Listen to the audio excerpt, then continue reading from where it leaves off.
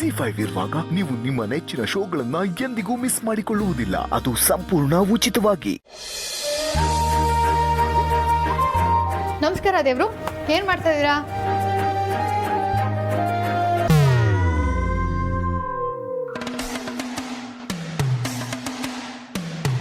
ನಿನ್ನೆ ಕೇಳ್ತಾ ಇರೋದು ಏನ್ ಮಾಡ್ತಾ ಇದ್ಯಾ ಅಂತ.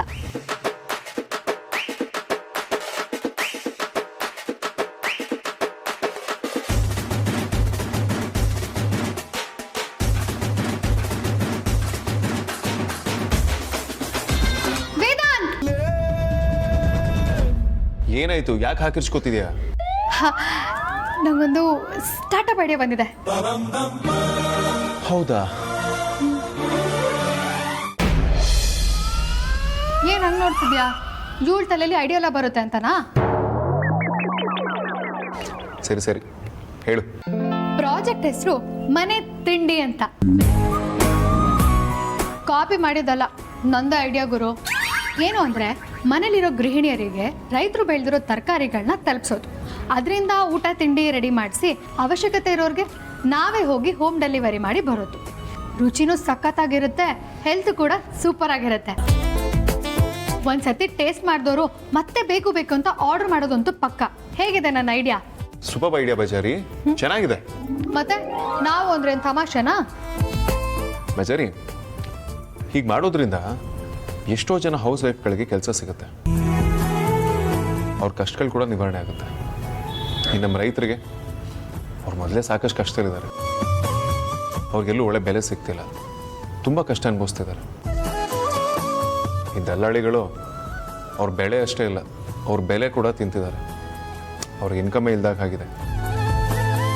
ನಾವು ಇದನ್ನು ಸ್ಟಾರ್ಟ್ ಮಾಡೋದ್ರಿಂದ ಅವ್ರು ಮಾರ್ಕೆಟಿಗೆ ಹೋಗಿ ಅವ್ರು ಬೆಳೆದಿದ್ದನ್ನು ಮಾರೋದು ಕೂಡ ತಪ್ಪುತ್ತೆ.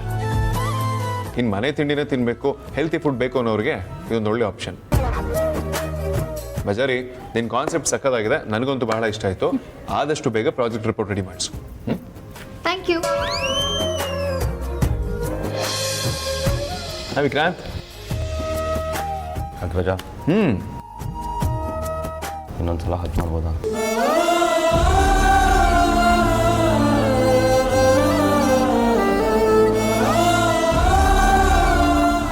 ಯಾಕೆ ವಿಕ್ರಾಂತ್, ಏನಾಯ್ತು?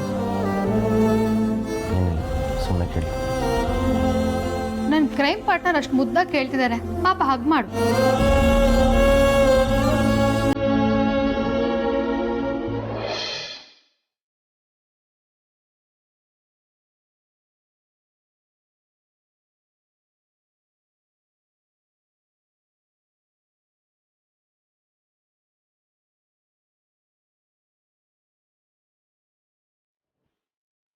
ಅಗ್ರಜ, ನಾವಿಷ್ಟು ವರ್ಷ ನಮ್ಮಪ್ಪ ಬದುಕಿಲ್ಲ ಅಂತ ಅನ್ಕೊಂಡಿದ್ವಿ, ಆದ್ರೆ ಈಗ ಅವ್ರು ಎಲ್ಲಿದ್ದಾರೆ ಅಂತ ಗೊತ್ತಾಗಿದೆ.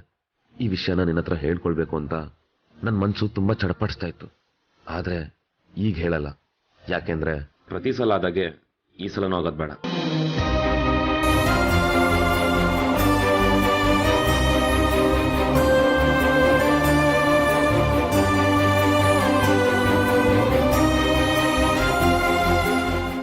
ಜಿ5 ಆಪ್ ಡೌನ್ಲೋಡ್ ಮಾಡಿ ಎಲ್ಲಾ ಸಂಚಿಕೆಗಳನ್ನು ಸಂಪೂರ್ಣ ಉಚಿತವಾಗಿ ನೋಡಿ.